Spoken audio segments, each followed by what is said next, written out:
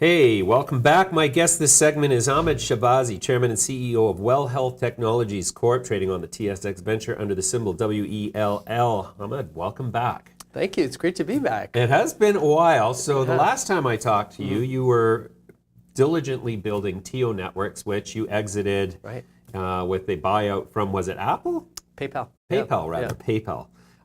Close enough, you know. So now you've got this new company, Health Technologies Corp. Yes. Tell me, what is the business model? We're really focused on modernizing and digitizing primary healthcare in Canada.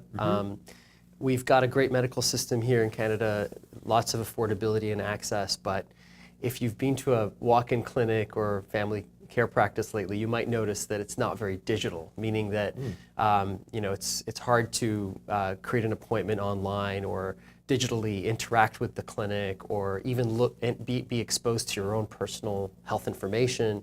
And so these, while many of the 40 countries that have modern medical systems have some of these issues, Canada is actually fairly under-digitized compared to many of those countries. And so if you compare, for example, to the United States, an HMO like Kaiser Permanente will deliver over 50% of all its patient visits through virtual care, like through a piece of glass. We're probably a very small fraction of that.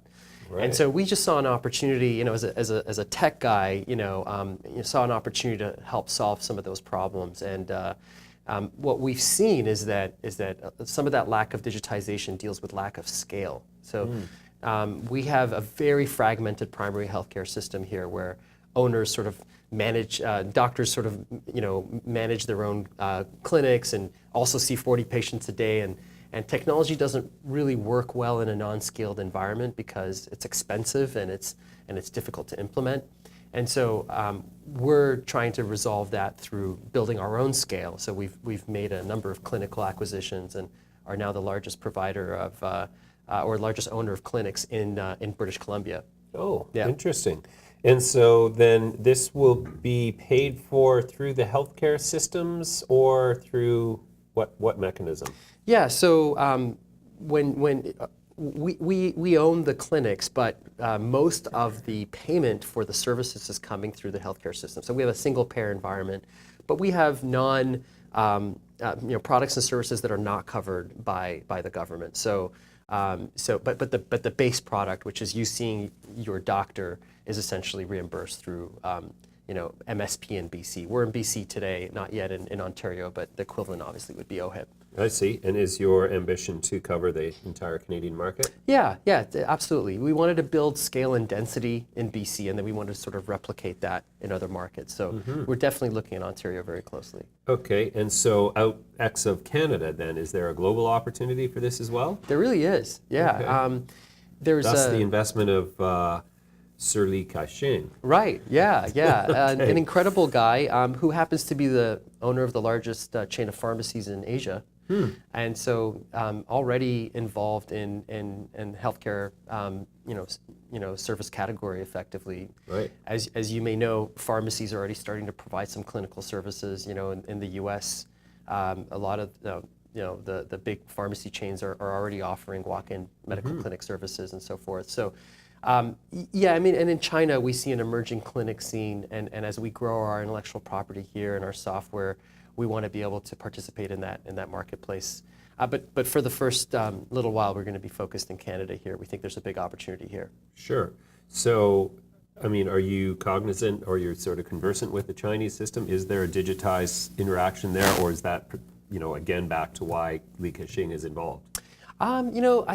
I think what we see in China right now is mostly a culture of big hospitals where people go to in order to get health care. But like Canada. Right. You would go there for like a flu, or you would go there for something a lot more serious. But because of the sheer load, I think what's happening is there's an emerging clinic scene for disease types that are not as sort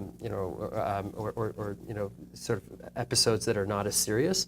And so we haven't done anything there yet, but I think we do see an opportunity. In the case of Li Ka-shing, as you know, he's a very prolific investor in Canada. At one point in time was the largest shareholder of CIBC, and owns Husky Oil, and so very, very involved in Canada. So we're, definitely very happy to have him on board, and they see an opportunity in what we're doing in Canada. Right. Yeah. Interesting. So then, how fast will this scale up? It's moving very quickly. There's basically three types of I guess, acquisitions or three vectors to the business model. Insured services. So this is where you see your doctor. There's no fee to you. There's a whole episodical elective fee opportunity for fee for service in terms of things that are not covered by insurance that you could acquire, and that's a portfolio of services that we're building and adding. And then really what we'd like to build is software and workflow all around this sort of more enterprise grade, more digital clinic environment, and we'd like to then license that to other people's clinics. So what you'll see us do is emerge as a digital service provider. Our go-to-market strategy made a lot of sense to come in through the clinics to really master this business and be able to then have the authenticity to say, hey, we've deployed software, it works, we're now going to license that to other people's clinics. But I think what you'll see is us continuing to grow our own clinical business as well. Wow. So, but evolving it as a software as a service ultimately. And that's interesting to me because that's what you did with TO Networks, really, was a software as a service that ultimately was adopted by some of the biggest payees in the service industry. Exactly. Okay, so then why is it that the opportunity exists for you to come along and pick up the strands from these, sort of fractured opportunities, as you say? Why hasn't some other large technology provider like IBM or Siemens come in and recognize the opportunity, and what's to stop them from doing so in the future? Yeah, and I think a couple of large companies have. TELUS has been very successful in this category. TELUS Health has deployed a lot of capital, done a lot of very interesting acquisitions, and I think been very successful. We watch them very carefully and closely, and we could even have partnership opportunities with them. And others, I think TELUS is probably the most notable. Loblaw made a very important acquisition last year of an EMR company called QHR. $170 million. It was a really nice premium on that company's EBITDA, and so I think there's a lot of enthusiasm in the space. I mean, we have a $250 billion healthcare market here in Canada. Right. It's one of our biggest sectors, and it's growing. Interesting. Okay, so then barriers to entry in terms of other competitors, not so much. Well, I think there are probably fewer barriers to entry in terms of becoming a clinic owner. Okay.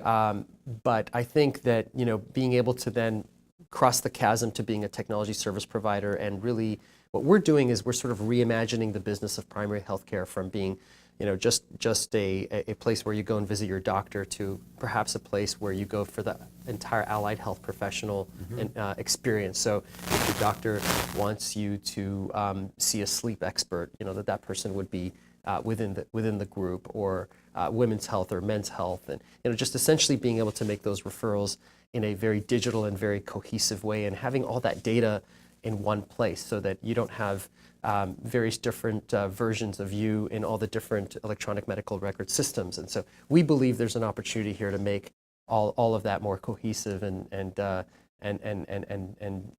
just easier for the patient experience. Sure. You already reported $2 million in revenue last quarter, and it looks like you're getting very close to profitability here. Will that profitability be negatively impacted in the timeline because you're going to reinvest capital into expansion and additional technology features? Well, the $2 million of revenue came from about 6 clinics that we owned. We actually, November 1st, we closed on another 13 clinics, which gets us closer to about $30 million in revenue. Wow. Because we're now above 600,000 patient visits a year.